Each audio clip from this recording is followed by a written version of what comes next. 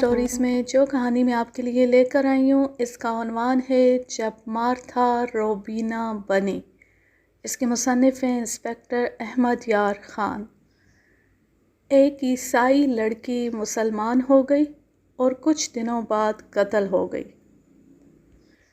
ये वारदात नई दिल्ली की है और जंग अज़ीम फ़ैसला कुन दौर में दाखिल हो चुकी थी। मैं उस वक्त CIA में था। मुतलका थाना तफ्तीश कर रहा था। 15-16 दिनों बाद ये केस CIA को दे दिया गया। मकतूला चूँकि एयर हेडक्वार्टर में काम करती थी, इसलिए एयर हेडक्वार्टर की दरख्वास्त पर केस थाने से CIA को दे दिया गया। इसमें एयर फोर्स पुलिस का अमल दखल ज़्यादा था। ये तफ्तीश CIA के इंस्पेक्टर क्लार्क को दी गई और मुझे उसका असिस्टेंट मुकर्रर किया गया। उस वक्त मैं भी इंस्पेक्टर था। हमारे DSP ने हमें बुलाकर ज़रूरी हदायत दी और कहा कि हम एयर फोर्स पुलिस के हेडक्वार्टर यानी एयर हेडक्वार्टर में चले जाएं और वहाँ से हमें बताया जाएगा कि इस केस की क्या अहमियत है और ये CIA को क्यों दिया गया है। मैं ये बता देता हूँ, उस अंग्रेज़ DSP ने कहा, जिस थाने का ये केस है उस थाने में SHO हिंदू है। चूँकि लड़की मुसलमान हो गई थी, इसलिए हिंदू मुसलमानों के ख़िलाफ़ तासुब में आ गया है और तफ्तीश में गड़बड़ कर रहा है। तुम्हारा मज़हब के साथ कोई ताल्लुक़ नहीं होना चाहिए। सिर्फ़ ये पेश नज़र रखो कि एक औरत कत्ल हो गई है और हमारा फ़र्ज़ है कि कातिल को पकड़ें और उसे सज़ा दिलवाएं। हम दोनों इंस्पेक्टर जीप में बैठे और एयर हेडक्वार्टर चले गए। वहाँ एयर फोर्स पुलिस के कमांडर से मिले। उसे दरअसल कमांडर नहीं बल्कि परदूस्ट मार्शल कहा जाता था। वो भी अंग्रेज़ था। ये तो मुझे एहसास था कि एक लड़की कत्ल हो गई और तफ्तीश में ज़रा सी भी कोताही नहीं होनी चाहिए और कातिल को पकड़कर फांसी दिलवानी है। और मैं ये भी जानता था कि अंग्रेज़ कत्ल के मामले में बड़ी सख्त हुआ करते थे और तफ्तीश में सुस्ती या कोताही बर्दाश्त नहीं करते थे। उनका उसूल था कि कातिल को ज़िंदा रहने का कोई हक़ नहीं। मैं देख रहा था कि उस लड़की के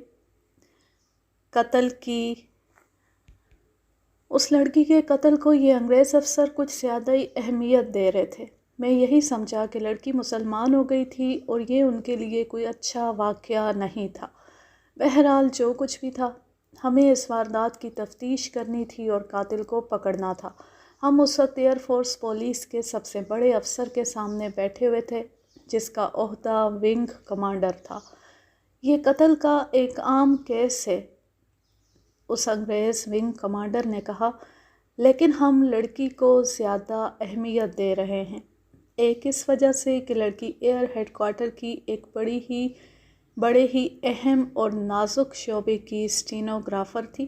उसका सारा काम और राब्ता उस शोबे के डायरेक्टर के साथ रहता था। मुझे ऐसा वहम तो नहीं, लेकिन ये देखना होगा कि उसका ताल्लुक़ जासूसों के साथ ना हो। दूसरी बात यह कि थाने का SHO कोई तसल्ली बख्श तफ्तीश नहीं कर रहा। हम उसकी तफ्तीश को गौर से देख रहे हैं। उसने एक मुसलमान फ़्लाइट लेफ्टिनेंट को पकड़कर थाने में बिठा लिया था। मकतूला के बाप ने भी शिकायत की है कि तफ्तीश ठीक नहीं हो रही। मकतूला का मंगेतर भी है, शक उस पर होना चाहिए, लेकिन उस सब इंस्पेक्टर ने मंगेतर को शामिल तफ्तीश किया ही नहीं। मंगेतर का नाम सुनकर मैं चौंका। वो ठीक कह रहा था कि पहला शक मंगेतर पर ही होना चाहिए। विंग कमांडर ने दो और बातें बताई। एक ये कि लड़की कुछ ज़्यादा ही खूबसूरत और पुरकशिश थी। दूसरी बात ये कि उस मंगेतर का बड़ा भाई पुलिस इंस्पेक्टर है और इन दिनों वो अम्बाला पुलिस हेडक्वार्टर में था और तफ्तीश के दौरान दिल्ली आया था। ये लड़की सिविलियन नहीं बल्कि फ़ौजी थी। मैंने अपनी पहली किसी कहानी में बताया था कि जंग अज़ीम के दौरान अंग्रेज़ों ने औरतों की एक फ़ौज बनाई थी। ये फ़ौजियों की तरह वर्दी पहनती थीं और उनके फ़ौजियों वाले ही ओहदे थे, लेकिन उन्हें किसी महाज पर नहीं भेजा जाता था, बल्कि ये दफ्तरों में काम करती थीं। उस फ़ोर्स की औरत को वेकाई कहा जाता था। वेकाई उस फ़ोर्स के नाम का मुख़फ़्फ़फ़ था। ये भी एक वजह थी कि उस लड़की के कत्ल को ज़्यादा अहमियत दी जा रही थी। اس ونگ کمانڈر نے کہا تھا کہ ایک ویکائی کا قتل آسانی سے نظر انداز نہیں کیا جا سکتا۔ ونگ کمانڈر نے ایک دو اور باتیں بھی کیں جو وہ نہ کہتا تو بھی ضرورت نہیں تھی۔ ہمیں تفتیش کرنی تھی اور پوری دیانتداری کے ساتھ اور جان فشانی سے کرنی تھی۔ مقتولہ چونکہ مسلمان ہو گئی تھی اور اس کے بعد قتل ہوئی تھی، اس لیے میں نے ایک مسلمان کی حیثیت سے محسوس کیا کہ میں صرف ایک پولیس انسپکٹر کی حیثیت سے نہیں بلکہ جذباتی لحاظ سے بھی اس کیس میں دلچسپی رکھتا ہوں۔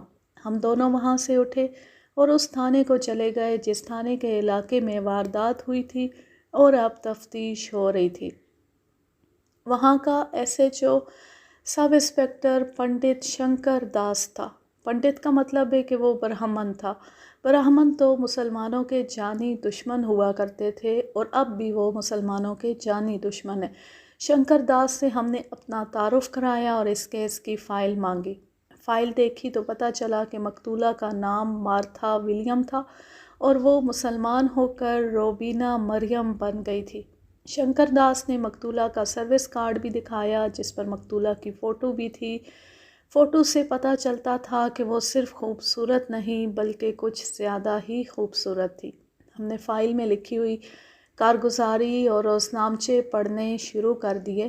یہ اردو میں لکھے ہوئے تھے، اس لیے میں پڑھ پڑھ کر انسپکٹر کلارک کو سناتا جا رہا تھا۔ انسپکٹر کلارک اردو پڑھ نہیں سکتا تھا۔ پڑھنے کے دوران ہم شنکر داس سے کچھ باتیں پوچھتے بھی جاتے تھے۔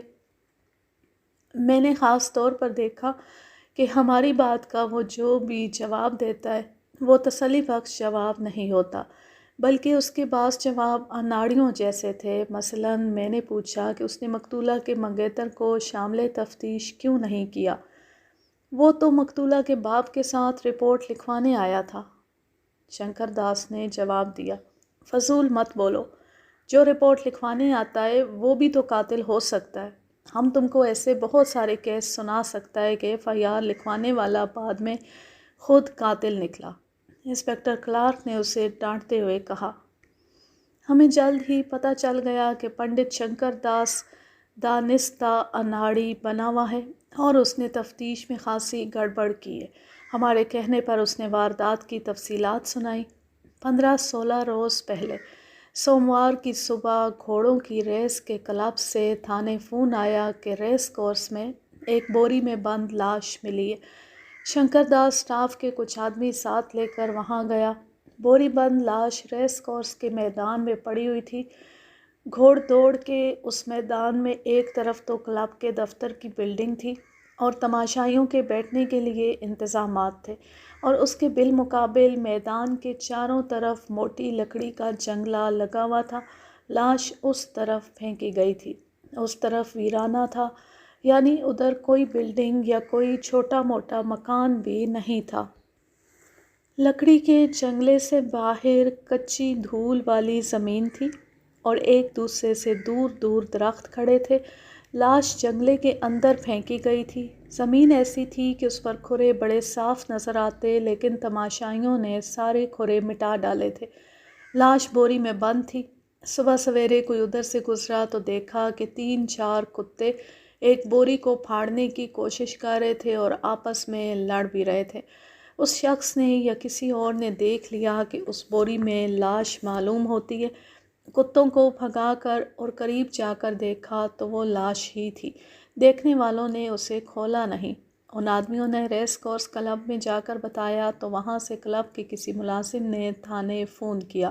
شنکر داس نے جا کر بوری کھلوائی تو اس میں ایک جوان سال عورت کی دوہری کی ہوئی لاش پڑی ہوئی تھی۔ لاش اکڑ گئی تھی، اس لیے اسے سیدھا نہ کیا جا سکا۔ غور سے دیکھنے پر پتہ چلا کہ یہ تو جوان سال لڑکی تھی۔ اس نے بلاؤز پہن رکھا تھا، کمر سے نیچے برہنہ تھی۔ اس کا لمبا سکرٹ، جسے فل سکرٹ کہتے ہیں، بوری میں سے برآمد ہوا۔ صاف پتہ چلتا تھا کہ قتل سے پہلے اس کی آبرو ریزی کی گئی ہے۔ بوری میں سے مقتولہ کا پرس بھی برآمد ہوا۔ پرس میں سے اس کا شناختی کارڈ، جسے سروس کارڈ بھی کہہ سکتے ہیں، برآمد ہوا۔ اس سے یہ پتہ چل گیا کہ مقتولہ ایئر ہیڈ کوارٹر میں ملازم تھی۔ کارڈ پر اس کے گھر کا ایڈریس نہیں تھا اور ہونا بھی نہیں چاہیے تھا۔ पर्स में से एक खूबरू जवां साल आदमी का फ़ोटो बरामद हुआ, जिसके पीछे लिखा हुआ था फ़्लाइट लेफ्टिनेंट M.A. अमजद। थाने की फ़ाइल में भी ये नाम लिखा हुआ था। उस शख्स को शंकर दास ने शामिल तफ्तीश किया और 3 दिन थाने में ही रखा। इंस्पेक्टर क्लार्क ने थाने में शंकर दास से पूछा था कि उसने अमजद को क्यों शामिल तफ्तीश किया था। मुझे उस पर शक था। उसी ने मकतूला को मुसलमान किया होगा और फिर मकतूला वापस अपने मज़हब ईसाइयत में आना चाहती होगी और उस अमजद ने उसे कत्ल करवा दिया होगा।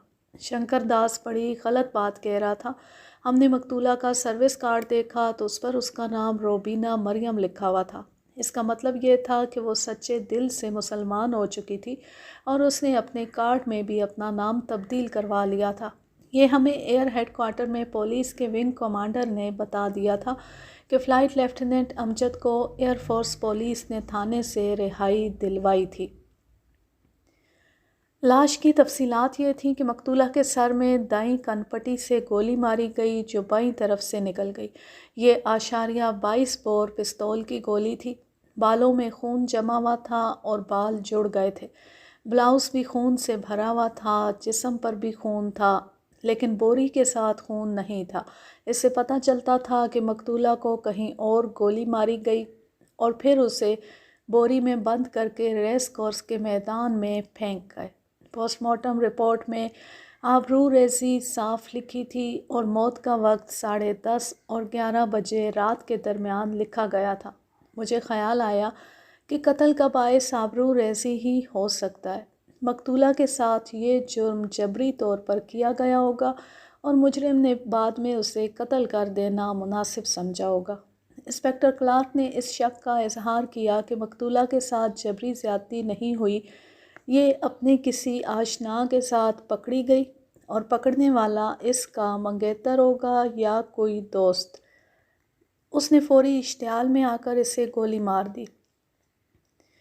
मैंने क्लार्क के साथ इत्तेफाक ना किया क्योंकि मकतूला जिस क्लास से ताल्लुक़ रखती थी और उन दिनों जो माहौल बना हुआ था उसमें औरत के मामले में इतना जज्बाती कोई नहीं होता था। वेकाइयों की दोस्तियाँ लगती और टूटती रहती थीं। तुम नहीं और सही वाली दोस्तियाँ चलती थी। एक लड़की के एक से ज़्यादा दोस्त हुआ करते थे। सबसे अच्छा दोस्त वो होता था जो सबसे ज़्यादा ऐश करवाता था और ज़्यादा कीमती तोहफे देता था। फिर यूँ हुआ कि शंकर दास ने एयर हेडक्वार्टर को फ़ोन किया कि फ़लाँ नामी लड़की की लाश फ़लाँ जगह से मिली है और उसके घर वालों को इत्तला दी जाए। थाने की इस इत्तला पर एयरफोर्स पुलिस का एक अफसर और 2 सार्जेंट थाने पहुंच गए। जिस शोबे में मकतूला काम करती थी वहां उसके घर का एड्रेस तो था, लेकिन उसके घर फ़ोन नहीं था। किसी को वहां मकतूला के मंगेतर के दफ्तर का फ़ोन नंबर मालूम था। उसने मंगेतर को इत्तला दी और मंगेतर मकतूला के घर दौड़ा गया। वहाँ ये ख़बर सुनाई। इस तरह मकतूला का बाप, माँ और मंगेतर थाने पहुँच गए। उन लोगों ने लाश उस वक्त देखी जब पोस्टमार्टम के बाद लाश थाने वापस आ गई थी। अगर मकतूला के माँ बाप लाश को पोस्टमार्टम से पहले देख लेते तो वो बेहोश हो जाते, क्योंकि लाश कूहलों से दोहरी की हुई थी, यानी लाश की टांगें ऊपर वाले धड़ के साथ मिली हुई और पाँव सर के साथ थे। इसके अलावा नीचे से लाश बरहना थी। पोस्टमार्टम में डॉक्टर ने टांगें कूलों से काट कर सीधी रख दी थीं और ऊपर चादर डाल दी थी। इस तरह लगता था जैसे मकतूला की जिस्मानी पोजीशन कुदरती हो। ये पता चलता ही नहीं था कि लाश 2 टुकड़ों में कटी हुई है। उन्होंने लाश शनाख्त कर ली। बाप ने सब इंस्पेक्टर शंकर दास को बताया कि उसकी बेटी का असल नाम तो मार्था था, मार्था विलियम, लेकिन 12-14 रोज़ पहले वो मुसलमान हो गई थी और उसने अपना नाम रोबीना मरियम रख लिया था। बाप ने यह भी बताया कि मार्था घर नहीं रहती थी, बल्कि उसने अपनी रिहाइश वेकाइयों की बैरक में रखी हुई थी। हफ्ते की शाम घर आती और इतवार की शाम चली जाती थी। इस हफ्ते की शाम भी वो आई थी और इतवार की शाम चली गई थी। वो यानी बाप सोच भी नहीं सकता था कि उसकी बेटी अपने ठिकाने पर पहुंची ही नहीं होगी। अगले रोज़ यानी सोमवार के दिन, जिस दिन वो थाने में ये बयान दे रहा था, اس کی بیٹی کا منگیتر سخت گھبراہٹ کی کیفیت میں اس کے گھر آیا اور بتایا کہ مارتھا کی لاش تھانے پڑی ہے، اسے کسی نے قتل کر دیا ہے۔ اس اطلاع پر باپ تھانے پہنچ گیا۔ یہ کہانی پڑھتے وقت یہ خیال رکھیں کہ مقتولہ کا باپ یا کوئی بھی عیسائی اس کے متعلق کوئی بات بتاتا یا بیان کرتا تو اسے وہ مارتھا کہتا تھا، لیکن میں اسے روبینہ ہی لکھوں گا۔ FIR میں بھی اس کا نام مارتھا ولیم لکھوایا گیا تھا۔ میں نے اس کا سروس کارڈ یا شناختی کارڈ دیکھا تھا جس پر اس کا نام روبینہ مریم لکھا ہوا تھا۔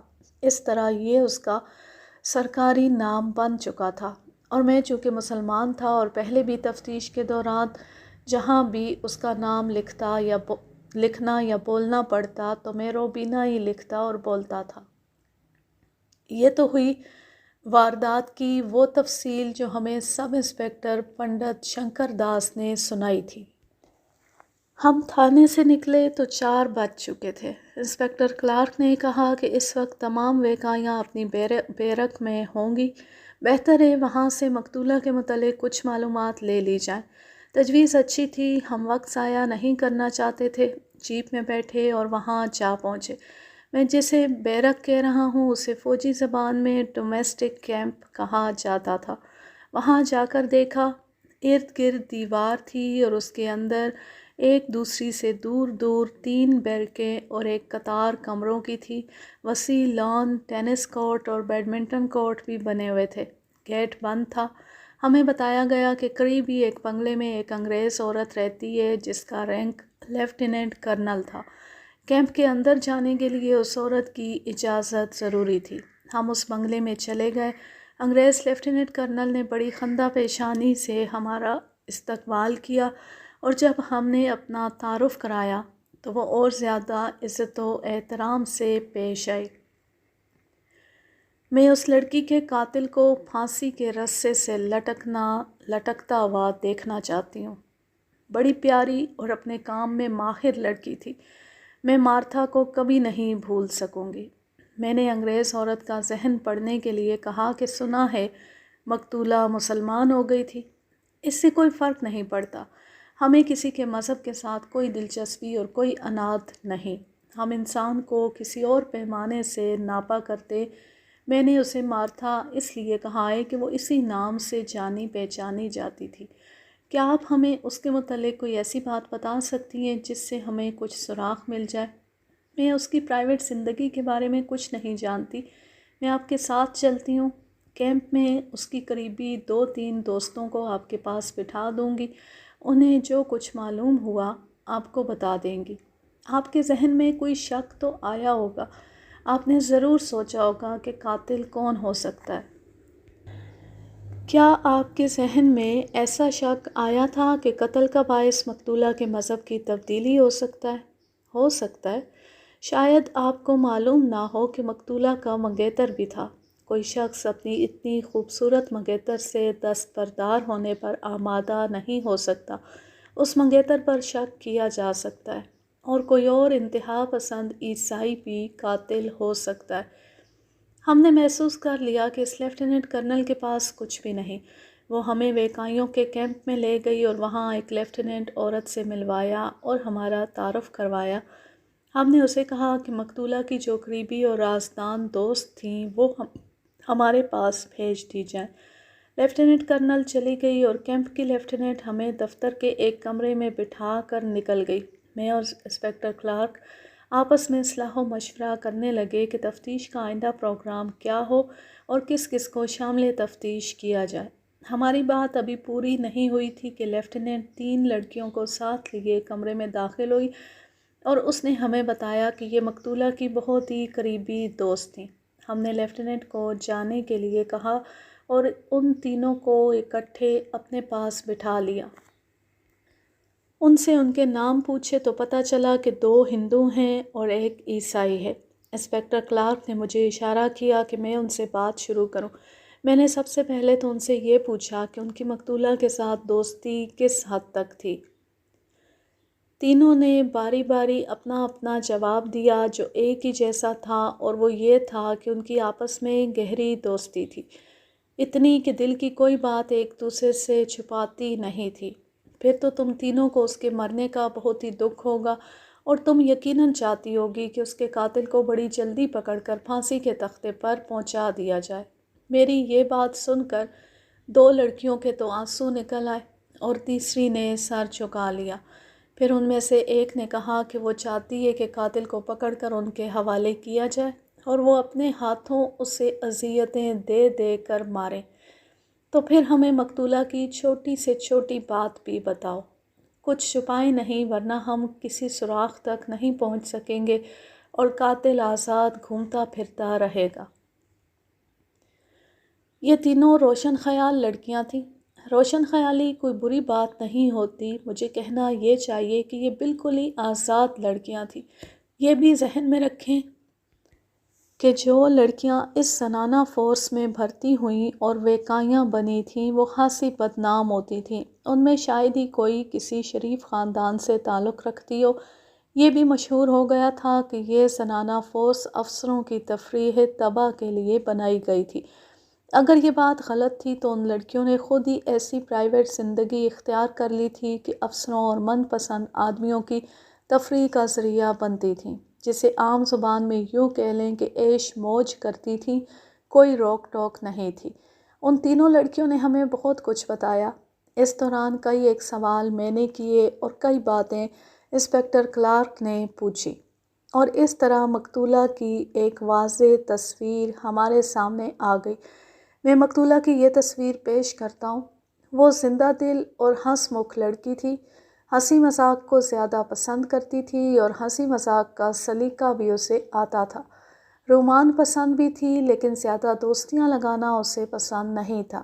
ایک بات تو آپ جانتے ہی ہوں گے، ہم جب باہر نکلتی ہیں یا کوئی بھی ویکائی باہر نکلتی ہے، دل پھینک عاشق ہمیں پھانسنے کی کوشش کرتے ہیں۔ کوئی پکچر لے جانا چاہتا ہے، کوئی ہوٹل میں کھانے کی دعوت دیتا ہے اور کوئی دوستی کا ہاتھ بڑھاتا ہے اور کوئی سچے پیار کا جھانسا دیتا ہے۔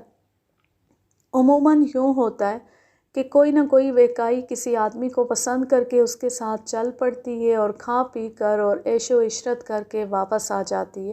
ایک ویکائی جانتی ہے کہ سچے دل سے ان کا کوئی دوست نہیں، یا یہ سب وقتی چکر ہے، لیکن مارتھا اس طرح کسی کے ہاتھ نہیں آتی تھی۔ چونکہ وہ خاصی خوبصورت اور پرکشش تھی، اس لیے اسے امیدوار بھی زیادہ ملتے تھے اور وہ ہر کسی کو ہنس کر ٹال دیتی تھی۔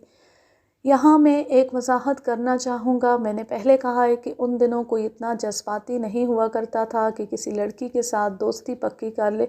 دوستیاں لگتی تھیں اور ٹوٹتی تھیں، اور یہ ایک معمول تھا، اور سب سے پیار و محبت عارضی ہوتا تھا۔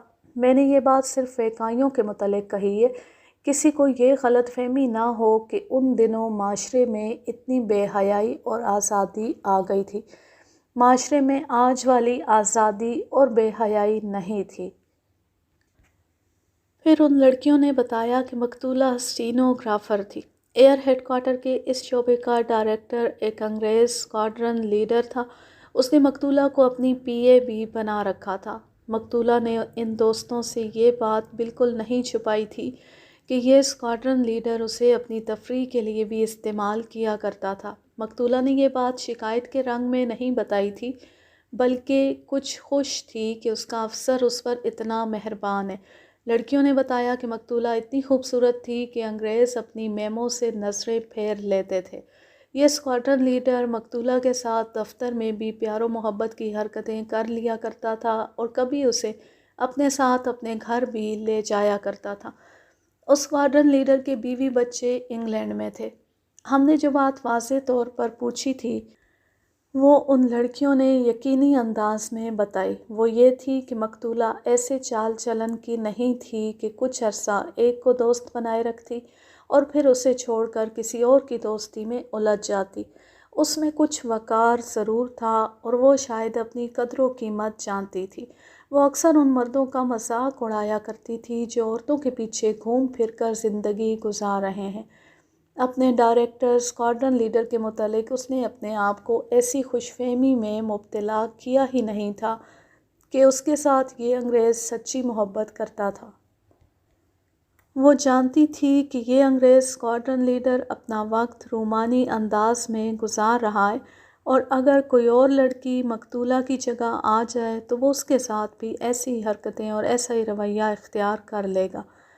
ہم ان لڑکیوں کو مقتولہ کے منگیتر کی طرف لے آئے۔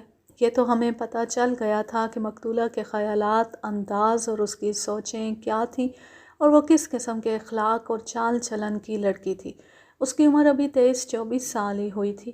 منگیتر کی بات آئی تو لڑکیوں نے بتایا کہ دلی محبت کرنے والی بات تھی۔ قتل سے 8-9 مہینے پہلے مقتولہ کی دوستی اس جوان سال آدمی کے ساتھ ہو گئی تھی، وہ بھی عیسائی تھا۔ میری ڈائری میں اس کا نام نہیں لکھا ہوا اور میں نام بھول چکا ہوں، اس لیے اس کا فرضی نام ولسن لکھ دیتا ہوں۔ ولسن کی مقتولہ کے ساتھ دوستی کے متعلق ان لڑکیوں نے بتایا کہ تیسرے چوتھے روز شام کے وقت ولسن یہاں آیا کرتا تھا۔ وہ کسی بڑی پرائیویٹ فرم میں سیلز مینیجر یا کسی ایسی رتبے کا آدمی تھا۔ اس نوکری میں اسے زیادہ تر گھومنا پھرنا پڑتا تھا، اور اس کی سواری موٹر سائیکل تھی جو اسے غالباً کمپنی نے دے رکھی تھی۔ لڑکیوں نے یہ بھی بتایا کہ بڑا اچھا موٹر سائیکل تھا۔ میں یہ بتا دینا ضروری سمجھتا ہوں کہ اس دور کے موٹر سائیکل آج کل کے موٹر سائیکلوں سے بالکل ہی مختلف تھے۔ آج کل موٹر سائیکل کے انجن کی طاقت سی سی کے پیمانے سے سمجھی جاتی ہے۔ اس دور میں موٹر سائیکل کی طاقت ہارس پاور کے حساب سے ہوتی تھی۔ مثلاً یہی موٹر سائیکل 3 ہارس پاور کا بھی ہوتا تھا، 4 کا اور 5 ہارس پاور کا بھی۔ ان کی آواز پھٹ پھٹ جیسی ہوتی تھی، اس لیے لوگ موٹر سائیکل کم ہی کہتے بلکہ اسے پھٹ پھٹا کہتے تھے۔ اور اس دور میں عام لوگوں کے پاس کاریں نہ ہونے کے برابر تھیں۔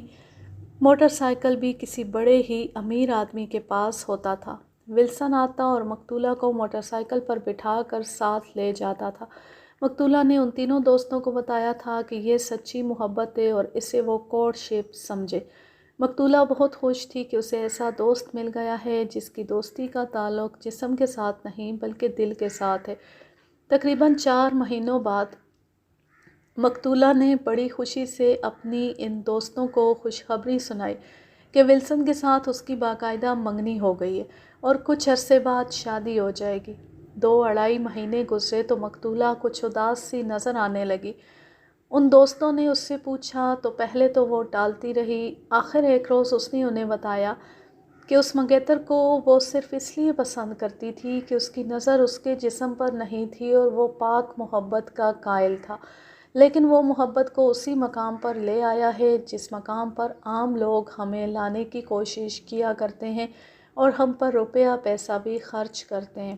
مقتولہ نے منگیتر سے صاف کہہ دیا تھا کہ وہ ایسی دوستی نہیں چاہتی اور جسموں کا ملاپ شادی کے بعد ہی ہوگا، لیکن ولسن اس میں کوئی حرج نہیں سمجھتا تھا۔ وہ کہتا تھا کہ منگنی ہو جانے کا بھی مطلب یہ ہو سکتا ہے کہ وہ میاں بیوی بن گئے ہیں۔ میں مقتولہ کی یہ بات سن کر کچھ حیران ہوا کہ ایسے مادر پدر آزاد ماحول میں مقتولہ ایسے پاک کردار کا مظاہرہ کیسے کر رہی تھی۔ میں نے بے ساختہ مقتولہ کے اس کردار کی تعریف کر ڈالی، لیکن اس کی جو سہیلی عیسائی تھی اس نے کہا کہ وہ اتنے پاک کردار والی بھی نہیں تھی۔ اپنے شعبے کے ڈائریکٹر انگریز اسکواڈرن لیڈر کے ساتھ اس کے تعلقات ناجائز بھی رہے تھے۔ اس نے کبھی شکایت یا افسوس کے رنگ میں یہ بات نہیں کی تھی کہ وہ ایسا کرنے پر مجبور ہے، بلکہ وہ بڑی خوشی سے سناتی تھی کہ اپنے افسر کو اس نے اپنی مٹھی میں رکھا ہوا ہے۔ البتہ اپنے منگیتر کے معاملے میں وہ بڑی ہی بااصول نکلی۔ بڑی سنجیدگی سے کہا کرتی تھی کہ منگنی ہوئی ہے تو باقاعدہ گرجے میں شادی کر کے ہی میاں بیوی والا کھیل کھیلیں گے۔ جوں جوں وقت گزرتا گیا مقتولہ نے منگیتر ولسن سے بیزاری کا اظہار شروع کر دیا۔ وہ آتا تھا تو اس کے ساتھ موٹر سائیکل پر چلی جاتی تھی، لیکن اب وہ واپس آ کر پہلے کی طرح خوش نہیں ہوتی تھی۔ ان دوست لڑکیوں نے اسے کہا کہ وہ منگیتر سے خوش نہیں تو منگنی منسوخ کرا دے، لیکن وہ کہتی تھی کہ وہ اپنے ماں باپ کو ناراض نہیں کرنا چاہتی۔ ان لڑکیوں نے بتایا کہ مقتولہ پر روز بروز سنجیدگی طاری ہوتی جا رہی تھی اور وہ چپ چپ سی رہنے لگی تھی۔ اتنی خوش طبع اور ہر وقت ہنسی مذاق کے موڈ میں رہنے والی لڑکی میں یہ تبدیلی ان دوستوں کے لیے تکلیف دہ سی ہوتی گئی۔ منگیتر کا یہ غلط مطالبہ بڑھتا جا رہا تھا۔ آخر ایک روز اس نے کہا کہ وہ منگنی منسوخ کرنے کا سوچ رہی ہے۔ ان دوستوں نے اسے مشورہ دیا کہ منگنی توڑنے کی بجائے وہ شادی جلدی کر لے تاکہ منگیتر کی بے صبری ختم ہو جائے، لیکن کوئی ایسی وجہ تھی کہ منگیتر ابھی شادی کے لیے تیار نہیں تھا۔ مقتولہ اسے دھوکہ سمجھتی تھی اور کہتی تھی کہ ولسن اس کے ساتھ شادی نہیں کرنا چاہتا بلکہ ناجائز تعلقات رکھنا چاہتا ہے۔ ایک رات وہ ولسن کے ساتھ جا کر واپس آئی تو بستر پر گر پڑی اور بہت روئی۔ ان تینوں لڑکیوں میں سے ایک وہیں تھی۔ وہ پریشان ہو گئی اور مقتولہ سے پوچھا کہ آج کیا نئی واردات ہو گئی ہے۔ مقتولہ نے بتایا کہ ولسن کے ساتھ اس کی اچھی خاصی تلخ کلامی ہو گئی ہے، جسے وہ لڑائی جھگڑا کہتی تھی۔ اس دوست نے اسے یہی مشورہ دیا کہ منگیتر کی فرمائش پوری کر دو یا پھر منگنی توڑ دو۔ مقتولہ دراصل یہ صدمہ لیے بیٹھی تھی کہ اس نے پہلی بار دلی یا روحانی محبت کا ذائقہ چکھا تھا اور اسے کچھ اور ہی لذت اور سکون ملا تھا۔ ولسن اس روحانی سکون کو تباہ کر رہا تھا۔ مقتولہ نے یہاں تک کہا کہ ولسن اگر شادی کی خواہش کی بجائے شروع میں ہی ناجائز دوستی کی خواہش کرتا تو وہ شاید اسے قبول کر لیتی، لیکن وہ اتنی پاک اور پیاری محبت کا خون کرنے سے گھبرا رہی تھی۔ کیوں ملک؟ انسپکٹر کلارک نے مجھ سے کہا۔ میرا تو خیال ہے کہ مقتولہ نارمل ذہنی حالت والی لڑکی نہیں تھی، یا وہ اپنی ان دوستوں کو غلط باتیں بتاتی رہی ہے۔ تینوں لڑکیوں نے باری باری کہا کہ مقتولہ کوئی غلط بات نہیں بتاتی تھی۔ ان کی بے تکلفی اور رازداری ایسی تھی کہ وہ ایک دوسرے سے کچھ بھی نہیں چھپاتی تھی۔ میں نے انسپکٹر کلارک سے اتنا کہا کہ اس کا خیال ٹھیک معلوم ہوتا ہے اور میں خود بھی حیران ہوں، لیکن میں یہ بھی جانتا ہوں کہ اللہ جسے ہدایت دے کر راہ راست پر لانا چاہتا ہے اس کے دماغ میں ایک روشنی ڈال دیتا ہے۔ مقتولہ نیک اور بد کی تمیز رکھتی تھی۔ میں نے ان لڑکیوں سے پوچھا کیا مقتولہ ولسن کے سوا کسی اور کو نہیں ملتی تھی؟ لڑکیوں نے بتایا کہ ایسا ہرگز نہیں تھا۔ وہ بڑی سوشل اور ملنسار لڑکی تھی۔ ایسا نہیں ہوا کہ اس نے اپنی پرائیویٹ زندگی ولسن تک ہی محدود کر لی ہو۔ اکثر شام کو باہر چلی جاتی تھی اور کبھی رات ذرا دیر سے بھی واپس آتی تھی۔ مثلاً اس نے ایک مسلمان فلائٹ لیفٹیننٹ امجد کے ساتھ آنا جانا شروع کر دیا تھا۔ یہ وہی امجد تھا جس کی فوٹو مقتولہ کے پرس سے نکلی تھی۔ اس کے بعد مقتولہ کا یہ معمول بن گیا کہ کبھی شام امجد کے ساتھ گزارتی اور کبھی ولسن کے ساتھ، لیکن مزاج اور طبیعت کے لحاظ سے مقتولہ میں ایسی کوئی تبدیلی آ گئی تھی کہ وہ زیادہ تر سنجیدہ رہنے لگی تھی۔ امجد کے متعلق مقتولہ نے اپنی دوستوں کو اتنا ہی بتایا تھا کہ اچھا آدمی ہے، اس کی عادات اچھی ہیں اور اخلاقی لحاظ سے گندہ آدمی نہیں۔ لڑکیاں مقتولہ سے پوچھتی رہتی تھیں کہ امجد کی دوستی محبت والی ہے یا وقت گزارنے والی، لیکن مقتولہ اس کا کوئی صاف جواب نہیں دیتی تھی۔ دلچسپ بات یہ ہے کہ ان لڑکیوں کے ساتھ باتیں کرتے، پوچھتے اور ان سے صحیح جواب سنتے ہمیں ذرا سی بھی دشواری نہیں ہو رہی تھی۔ با اخلاق اور شریفانہ گھرانوں کی کسی عورت سے کسی مرد کے ساتھ تعلقات کی بات معلوم کرنا یا کسی مرد اور عورت کے تعلقات کی باتیں پوچھنا ناممکن نہیں تو بے حد مشکل ضرور ہوتا ہے، لیکن ان لڑکیوں میں اتنی بے باکی تھی جو بے حیائی کی حد تک پہنچ رہی تھی۔ کئی باتیں تو وہ بغیر پوچھے اگل دیتی تھیں۔ ناجائز دوستی کی درپردہ باتیں بھی کھل کر ہمیں بتا رہی تھی۔ اس کی ایک وجہ تو یہ تھی کہ وہ آزاد ماحول کی لڑکیاں تھیں اور دوسری وجہ یہ کہ میرے ساتھ ایک انگریز انسپکٹر تھا۔ لڑکیاں اس انگریز پر یہ ظاہر کر رہی تھیں کہ وہ بھی انگریزوں سے کم نہیں۔ تینوں لڑکیاں انگریزی بڑی اچھی بولتی تھیں۔ لڑکیاں ہمارے اس سوال کا جواب نہ دے سکیں کہ جب مقتولہ کی دوستی امجد کے ساتھ شروع ہوئی تو ولسن کا رد عمل کیا تھا۔ مقتولہ نے اپنی ان دوستوں کو اس دوستی کے متعلق کچھ بھی نہیں بتایا تھا۔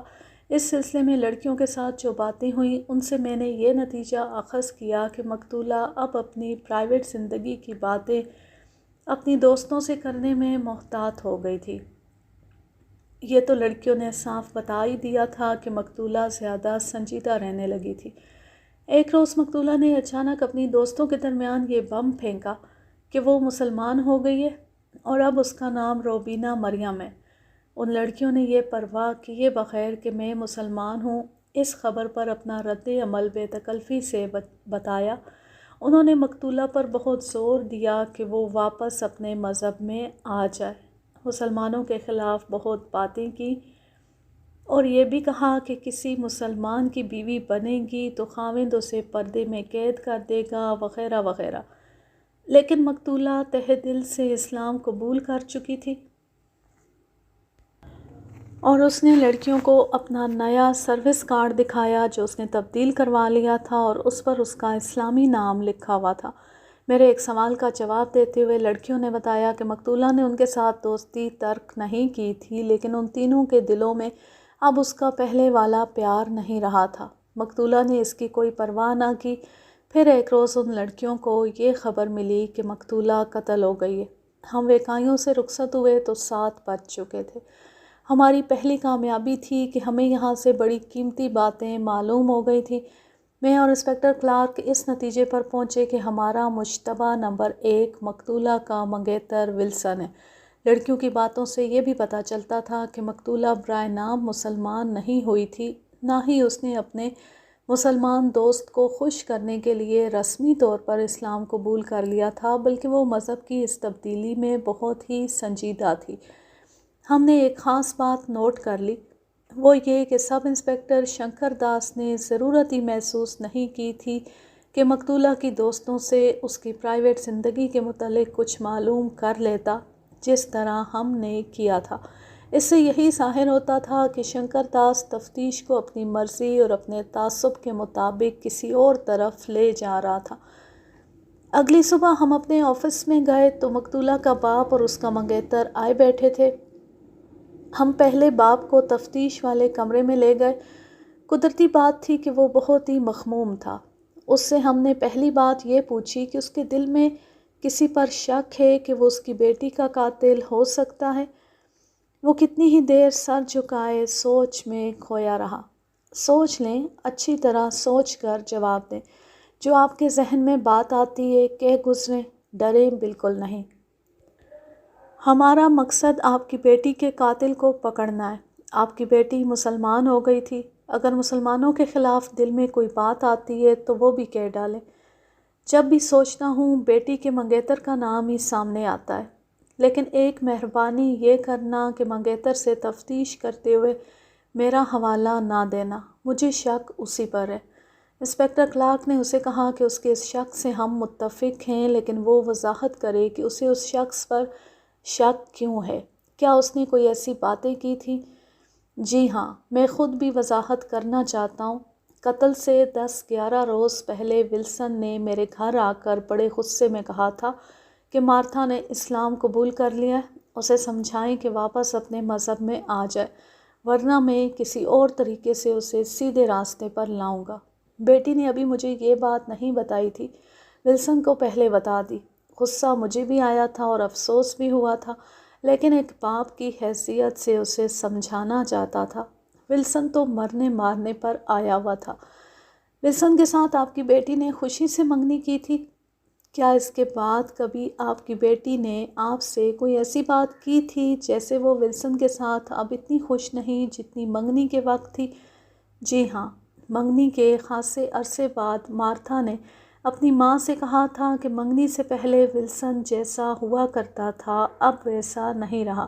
اس کی ماں نے مجھے بتایا، اور ایک بار مارتھا گھر آئی تو میں نے اور اس کی ماں نے الگ بٹھا کر اس سے پوچھا کہ وہ ولسن سے اتنی بیزار کیوں ہوتی جا رہی ہے۔ مارتھا نے بڑے صاف الفاظ میں کہا کہ وہ ہے تو میرا منگیتر، لیکن اب وہ میرے ساتھ غلط قسم کی دوستی لگانا چاہتا ہے۔ اس کی فرمائش یہ ہوتی ہے کہ وہ ہوٹل میں کمرہ بک کروائے گا اور 1 دن رات وہاں گزاریں گے۔ مارتھا اس کی یہ فرمائش پوری نہیں کرتی تھی۔ باپ نے مزید وضاحت کرتے ہوئے جو باتیں سنائی ان کا لب لباب یہ تھا کہ مقتولہ ولسن سے بالکل ہی بیزار ہو چکی تھی، اور اس نے باپ کو بتایا تھا کہ ولسن اسے دھمکیاں دیتا ہے۔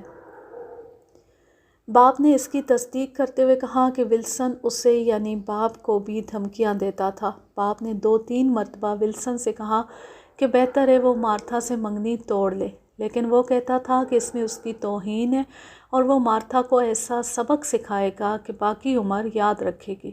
مختصر یہ کہ دل میں مارتھا کی محبت کی جگہ اس نے دشمنی پیدا کر لی تھی۔ باپ نے یہ بھی بتایا کہ ایک روز ولسن بڑے غصے میں آیا اور اسے کہا کہ مارتھا نے ایک مسلمان کے ساتھ اٹھنا بیٹھنا شروع کر دیا ہے، اسے سمجھائیں ورنہ اس کا نتیجہ اچھا نہیں ہوگا۔ ہمارے ایک سوال کا جواب دیتے ہوئے باپ نے کہا کہ سچی بات ہے، ولسن اسے بھی برا لگنے لگا تھا اور وہ خود چاہتا تھا کہ مقتولہ کے ساتھ اس کی منگنی منسوخ ہو جائے۔ ہمارے کہنے پر اس نے زیادہ واضح کر کے کہا کہ ولسن کچھ اوچھی اور گھٹیا باتوں پر اتر آیا تھا۔ باپ کو بھی معلوم ہو چکا تھا کہ مقتولہ نے ایک مسلمان کے ساتھ دوستی کر لی ہے اور اس کے ساتھ ہوٹلوں میں بھی جاتی دیکھی گئی ہے اور باہر باغ میں اس کے ساتھ دیکھی جاتی ہے۔ باپ نے اس کی کوئی خاص پرواہ نہیں کی تھی، لیکن ولسن اسے کچھ زیادہ ہی پریشان کرنے لگا تھا۔ میں نے کہا کہ سنا ہے ولسن کا بڑا بھائی پولیس انسپکٹر ہے اور امبالہ میں ہے۔ یہ سنتی باپ نے کہا کہ اسے ولسن اس بھائی کا ڈراوا بھی دیتا رہتا تھا۔ ولسن کا خیال تھا کہ وہ کوئی سا بھی جرم کرے گا یا کسی پر ہاتھ اٹھائے گا تو اس کا بھائی اسے چھڑا لے گا۔ باپ نے یہ بھی بتایا کہ سب انسپکٹر شنکر داس کو بھی اس نے کہا کہ اسے ولسن پر شک ہے، لیکن شنکر داس نے ولسن کو صرف ایک بار رسمی طور پر تھانے بلایا تھا۔ قتل کے تیسرے چوتھے روز ولسن کا یہ بھائی یہاں آیا تھا اور پتہ چلا کہ تھانے میں کچھ وقت گزار کر واپس چلا گیا تھا۔ اس کے بعد ولسن کو شنکر داس نے پوچھا تک نہیں۔ باپ نے ہمارے شک کی تائید کر دی۔ ہم نے اسے یہ یقین دلا دیا کہ اس کے حوالے سے کوئی بات نہیں ہوگی اور وہ ہر طرح سے محفوظ رہے گا، اور اسے کوئی نئی بات معلوم ہو تو کسی بھی وقت ہمیں آ کر بتا دے۔ اس طرح اسے مطمئن کر کے باہر بھیج دیا اور ولسن کو اندر بلایا۔ وہ آیا تو ہم نے اسے بٹھا لیا۔ مسٹر ولسن، انسپکٹر کلارک نے اس کے پیچھے کھڑے ہو کر کہا، نہ اپنا وقت ضائع کرو نہ ہمیں پریشان کرو، بڑے آرام سے کہہ دو کہ مقتولہ کو تم نے قتل کیا ہے۔ نہیں نہیں، اس نے اٹھ کر بڑی تیزی سے کہا، مجھ پر ایسا شک نہ کریں، میں مارتھا کو واپس اپنے مذہب میں لا رہا تھا۔ سنو ولسن، بیٹھ جاؤ، ایسی خوش فہمی دل سے نکال دو کہ امبالہ سے تمہارا بھائی آ کر تمہیں چھڑا لے گا۔ یہ تھانہ نہیں، یہ وہ جگہ ہے جہاں پتھر بھی بول اٹھتے ہیں۔ بول پڑو گے تو فائدے میں رہو گے، اور اگر ہمیں بلوانا پڑا تو انتہائی سخت سزا دلوائیں گے، جس کو سزائے موت کہتے ہیں۔ تعاون کرو گے تو عمر قید بھی نہیں ہونے دیں گے۔ اب یہاں سے تم گھر نہیں جا سکو گے۔ وہ رونے پر آ گیا، اقبال جرم کی طرف آتا ہی نہیں تھا۔ انسپکٹر کلارک نے اسے کہا کہ اس کے خلاف بڑی ٹھوس شہادت ہمارے پاس موجود ہے، وہ یہ نہ سمجھے کہ مقتولہ اس دنیا میں نہیں تو اسے وہ جو دھمکیاں دیتا رہا ہے وہ اس کے ساتھ قبر میں چلی گئی ہیں۔ بہت سے گواہ اور ٹھوس شہادت ثابت کرنے والے زندہ ہیں۔ یہ ایک لمبا اور صبر آزما عمل ہوتا ہے جس سے مشتبہ کو گزارا جاتا اور اقبال جرم تک پہنچایا جاتا ہے۔ یہ سارا عمل بیان کرنا ضروری نہیں، ورنہ بات غیر دلچسپ حد تک طویل ہو جائے گی۔ ولسن نہیں مان رہا تھا۔ ہم نے ہر وہ بات اس کے سامنے رکھی جو مقتولہ کی دوست نے اور مقتولہ کے باپ نے ہمیں بتائی تھی۔ ولسن ہر بات کی وضاحت کرنے کی کوشش کرتا تھا، لیکن اس کی زبان بری طرح ہکلا رہی تھی۔ اس کی حالت ایسی ہو گئی کہ بعض باتیں تو ایسی الجھی ہوئی تھیں جن کا کوئی مطلب ہی پلے نہیں پڑتا تھا۔ مختصر بات یہ کہ وہ اپنے انداز اور اوٹ پٹانگ باتوں اور حرکتوں سے اپنے خلاف شک پختہ کرتا چلا گیا۔ ہم دونوں انسپکٹروں نے یہ فیصلہ کیا کہ اسے حوالات میں بند کر دیا جائے اور سوچنے کی مہلت دی جائے، اور اگر پھر بھی وہ انکار پر قائم رہتا ہے تو دوسرا طریقہ اختیار کیا جائے۔ چنانچہ اسے ہم نے کہا کہ وہ ہمارا مہمان رہے گا اور سیل میں بیٹھ کر آرام سے سوچے، اس کا جی چاہے تو ہمیں بتا دے اور اقبالی بیان دے دے۔ اگر تعاون نہیں کرے گا تو اسے اس عمل میں ڈال دیا جائے گا جس کی کہانیاں اس نے سنی ہوں گی، اور اگر وہ یہاں مر بھی گیا تو اس کا کوئی پرسان حال نہیں ہوگا، اس کی لاش غائب کر دی جائے گی۔ وہ تڑپتا چیختا اور کچھ نہ کچھ بولتا رہا اور ہم اسے دھکیلتے گھسیٹتے ہوئے سیل میں بند کر آئے۔ میں نے مقتولہ کے باپ سے پوچھ گچھ سے پہلے ایئر ہیڈ کوارٹر فون کر دیا تھا کہ فلائٹ لیفٹیننٹ امجد کو ہمارے ہیڈ کوارٹر بھیج دیا جائے۔ وہ ایئر ہیڈ کوارٹر کے ہی ایک شعبے میں کام کرتا تھا۔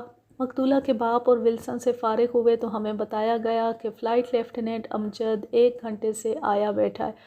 ہم نے اسے تفتیش کے کمرے میں بلا لیا۔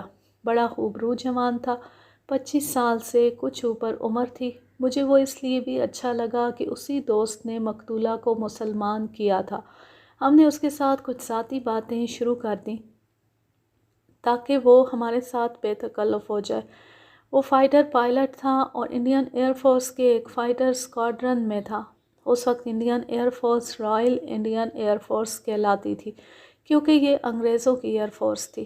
امجد فائٹر پائلٹ تھا، لیکن 1 سال پہلے اسے نہ جانے کیا ہو گیا کہ جو ہی جہاز زمین سے اٹھتا اور کچھ بلندی پر لے جاتا تو اس کا بلڈ پریشر گرنا شروع ہو جاتا تھا۔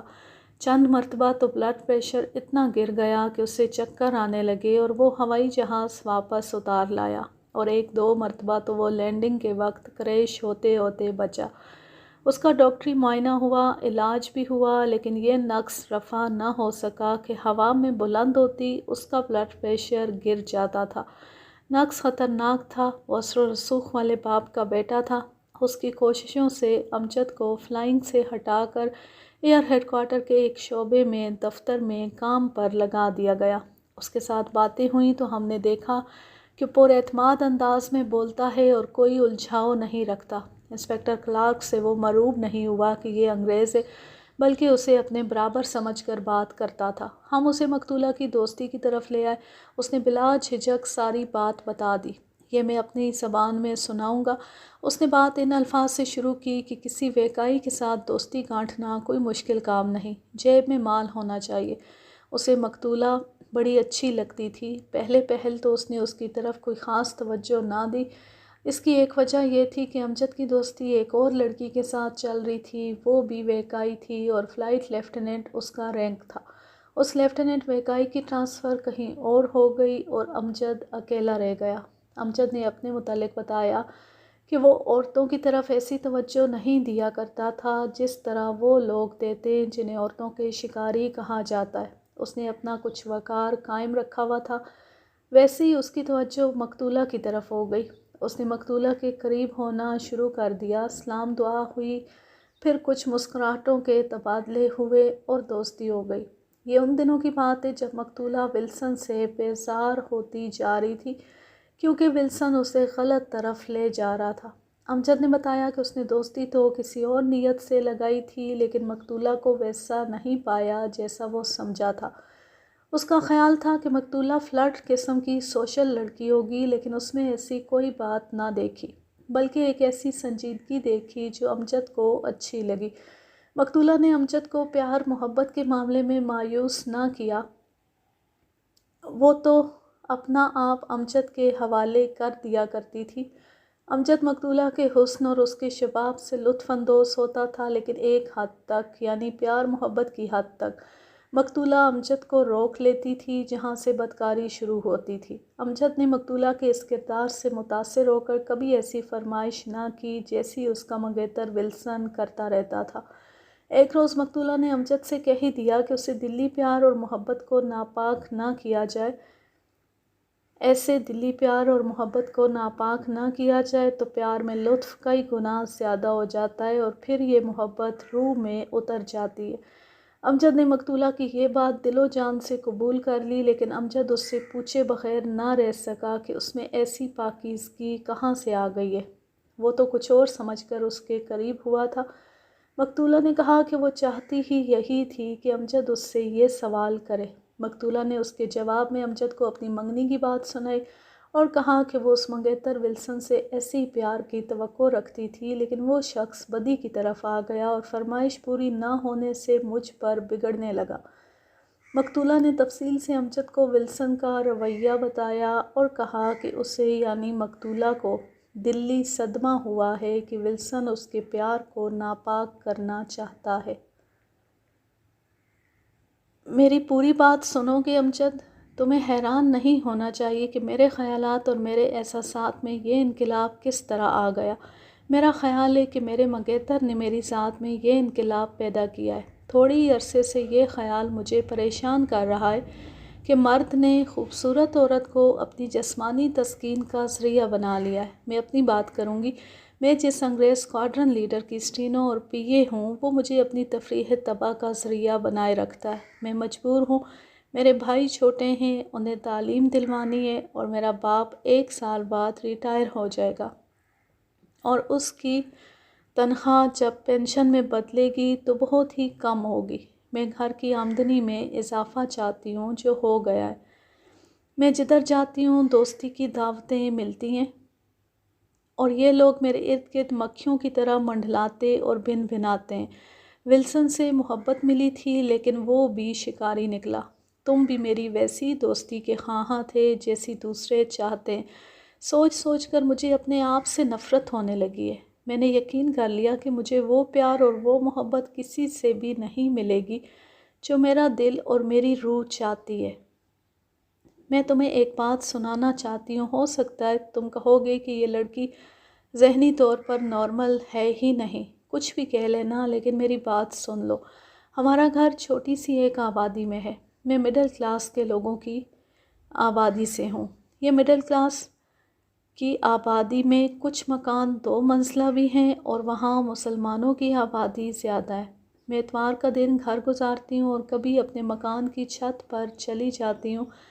3-4 مرتبہ میں نے ایک مکان کی فصیل کے ساتھ ایک لڑکی کو دیکھا جو 4-5 مکان پرے ایک لڑکے کو دیکھ رہی ہوتی ہے۔ لڑکا اپنے گھر کی فصیل کے پیچھے کھڑا ہوتا ہے۔ دونوں ادھر ادھر دیکھ کر ایک دوسرے کو سلام کرتے ہیں، اور وقفے وقفے سے اپنی انگلیاں اپنے ہونٹوں پر لگاتے اور ایک دوسرے کو ہاتھ ہلاتے ہیں۔ اسے کوٹھوں کا پیار کہا جاتا ہے۔ اسے لوگ اچھا نہیں سمجھتے، لیکن میں سوچا کرتی ہوں کہ لڑکی نے اپنا پردہ بھی رکھا ہوا ہے، اپنی عصمت کو بھی محفوظ رکھا ہوا ہے، اور پیار و محبت بھی کر رہی ہے۔ مجھے معصوم سا یہ پیار اتنا اچھا لگتا ہے کہ کبھی تو میں تصوروں میں اپنے آپ کو اس لڑکی کی جگہ دیکھتی ہوں۔ مجھے معلوم ہے کہ یہ لڑکی بھی اور وہ نوجوان بھی مسلمان ہیں۔ اگر ان میں شرم و حجاب نہ ہوتا، اور اگر ان کے گھروں میں پابندیاں نہ ہوتیں، تو دونوں اب تک باہر ملاقاتیں کر رہے ہوتے، اور یہ لڑکی اپنی عصمت و آبرو سے کب کی دستبردار ہو چکی ہوتی، اور دونوں نفسانی خواہشات میں اندھے ہو کر گناہوں کی دنیا میں بھٹک رہے ہوتے۔ پھر میں نے 2 مسلمان دلہنیں دیکھی تھیں۔ ان کے چہروں پر شرم و حجاب اور معصومیت دیکھی تو ایسا رشک پیدا ہوا کہ میں بھی ایسی ہی دلہن بنوں۔ یہ 2 دلہنیں بھی مسلمان تھیں، وہ فصیل کے ساتھ لگی کھڑی لڑکی اور یہ 2 دلہنیں۔ میرے خیالات پر ایسی غالب آئیں کہ میرے اندر انقلاب پیدا ہونے لگا۔ میں جانتی ہوں کہ غلط قسم کی آزاد خیالی بعض مسلمان گھرانوں میں بھی پہنچ گئی ہے، لیکن زیادہ تر گھروں میں عزت و آبرو اور عصمت کو سب سے زیادہ عزیز سمجھا جاتا ہے، اور وہاں شرم و حجاب موجود ہے۔ اس طرح سوچتے سوچتے مجھے مسلمان اچھے لگنے لگے۔ اب میرے منگیتر نے مجھے ایسا صدمہ دیا ہے کہ میں تمہارے مذہب کی طرف مائل ہوتی جا رہی ہوں۔ یوں محسوس کرتی ہوں جیسے مجھے پناہ تمہارے مذہب میں ہی ملے گی۔ کیا تم میرے ان خیالات کی قدر کر سکتے ہو؟ اگر مجھے دھوکے میں رکھنا ہے تو مجھے آج ہی بتا دو۔ امجد نے مقتولہ کے یہ خیالات بڑی تفصیل سے سنائے تھے۔ میں نے تو بہت ہی مختصر کر کے بیان کیے ہیں، لیکن مجھے پوری توقع ہے کہ آپ مقتولہ کے خیالات کو اچھی طرح سمجھ گئے ہوں گے۔ امجد امیر گھرانے کا چشم و چراغ تھا، لیکن اس کے بیان کے مطابق اس کے گھر میں عزت و وقار کی پوری حفاظت کی جاتی تھی، اور مذہب کو اولویت حاصل تھی۔ امجد نے محسوس کر لیا کہ مقتولہ اسلام کی طرف مائل ہو رہی ہے، بلکہ ہو چکی ہے، اور اب اسے رہنمائی اور حوصلہ افزائی کی ضرورت ہے۔ امجد نے اسے قرآن کی کوئی آیت اور کوئی حدیث نہ سنائی، نہ اسے کوئی واعظ سنایا۔ اس کے ساتھ اپنا رویہ ایسا پیارا کر لیا جس سے متاثر ہو کر مقتولہ اس کی مرید ہو گئی۔ امجد اسے یہ تاثر دے رہا تھا کہ جو شرم و حجاب وہ چاہتی ہے وہ صرف مسلمان گھرانوں میں ہی مل سکتا ہے۔ میں بات کو اور زیادہ مختصر کرتا ہوں۔ امجد نے ایک ایسے مولوی کے ساتھ بات کی جو روایتی ملا نہیں تھا بلکہ روشن خیال مسلمان تھا اور کچھ زیادہ ہی پڑھا لکھا تھا، اور دین اسلام کا مطالعہ تو اس نے بے پناہ کر رکھا تھا۔ اس قابل احترام شخص نے امجد سے کہا کہ وہ اس لڑکی کو اس کے پاس لے آئے۔ مقتولہ امجد کے ساتھ گئی۔ 2 تعلیم یافتہ اور معزز گواہ بلا لیے گئے۔ انہوں نے مقتولہ سے یہ پوچھ کر تسلی کر لی کہ اس پر کوئی جبر نہیں کیا گیا، نہ اسے کوئی لالچ دیا گیا ہے۔ پھر اسے باقاعدہ حلقہ بگوش اسلام کر لیا گیا اور امجد نے اس کا نام روبینہ مریم رکھا۔ امجد اور روبینہ نے فیصلہ کر لیا کہ وہ شادی کر لیں گے۔ امجد بہت ہی خوش تھا کہ اس نے بہت بڑی نیکی کی ہے۔ میری رائے کے مطابق امجد کی اصل نیکی یہ تھی کہ اس نے پرواہ ہی نہ کی کہ روبینہ شادی شدہ نہیں تھی لیکن کنواری بھی نہیں تھی اور غیر مردوں سے ناجائز دوستی لگا چکی تھی۔ امجد نے اسے اس بدی کے راستے سے ہٹا کر ایک پاکیزہ اور باعزت ازدواجی زندگی پیش کی تھی، مگر اللہ کو کچھ اور ہی منظور تھا۔ یہ دونوں شادی کی تیاری کر ہی رہے تھے کہ روبینہ قتل ہو گئی۔ امجد نے ایک اور بات بتائی جو یہ تھی کہ ولسن نے 2 بار اسے ٹیلی فون پر دھمکی دی تھی۔ امجد کے بیان کے مطابق ولسن نے اسے فون پر کہا تھا کہ مارتھا کی دوستی سے باز آ جاؤ ورنہ تمہارے ماں باپ باقی عمر تمہیں روتے رہیں گے۔ امجد نے اسے کہا کہ آئندہ اس لڑکی کو مارتھا نہ کہنا، وہ روبینہ ہے، اور میرے سامنے آؤ، پھر دیکھتے ہیں کس کے ماں باپ روئیں گے۔ تم مجھے نہ کہو بلکہ میں تمہیں کہتا ہوں کہ اب روبینہ سے دور رہنا۔ امجد کا ارادہ یہ تھا کہ مقتولہ کے ساتھ شادی کر کے اسے دین اسلام کی تعلیم دے گا۔ اس نے اپنے گھر والوں کو اس شادی پر راضی کر لیا تھا، بلکہ اس کا باپ خوش تھا کہ بیٹے نے ایک غیر مسلم لڑکی کو مسلمان کر لیا ہے۔ ولسن پر ہمیں جو شک تھا وہ مزید پختہ ہو گیا۔ امجد کو ہم نے فارغ کر دیا اور ولسن کو حوالات سے نکالا نہیں بلکہ وہیں جا کر اسے کہا کہ وہ بول پڑے، اور یہ بھی کہا کہ اس کے بچ نکلنے کی اب کوئی صورت نہیں رہی کیونکہ مزید شہادتیں اس کے خلاف چلی آ رہی ہیں۔ ولسن ابھی تک اپنے انکار پر قائم تھا اور وہ روتا اور منتیں بھی کرتا تھا کہ وہ بے گناہ ہے، اسے چھوڑ دیا جائے۔ ہم نے اسے حوالات میں ہی رہنے دیا اور اپنے کام میں مصروف ہو گئے۔ ہمارے پاس ایک کیس اور تھا، ہم نے باقی دن اس میں صرف کر دیا۔ اگلے دن روبینہ کے قتل کے سلسلے میں تفتیش کچھ آگے بڑھائی اور ایئر ہیڈ کوارٹر کے اس شعبے میں بھی گئے جہاں روبینہ کام کرتی تھی۔ اس کے ڈائریکٹر سے ملے اور کچھ ضروری باتیں معلوم کی۔ یہ انگریز اسکواڈرن لیڈر روبینہ کے قتل پر بہت ہی افسوس کا اظہار کرتا تھا۔ اسی رات کا ذکر ہے کہ 9 بجے کے کچھ بعد میں اپنے گھر میں تھا۔ ایک ASI مجھے ملنے آیا، اس کا نام عبدالرشید تھا اور وہ سب انسپکٹر شنکر داس کے تھانے کا ایک ASI تھا۔ اس کے ساتھ ہی میری پہلی ملاقات تھی۔ ہم جب پہلے روز اس تھانے میں گئے تھے تو اسے صرف دیکھا تھا۔ یہاں عبدالرشید کی ایک اور بات کروں گا۔ یہ شخص مجھے اکثر یاد آیا کرتا ہے۔ وہ ہوشیار پور کا رہنے والا تھا، آزادی سے کچھ پہلے سب انسپکٹر ہو گیا تھا اور اب اسے پاکستان آنا تھا، لیکن سکھوں کے ایک حملے میں باقاعدہ مقابلہ کرتے ہوئے شہید ہو گیا تھا۔ اس کی شہادت کی خبر مجھے پاکستان میں 2 سال بعد ملی تھی۔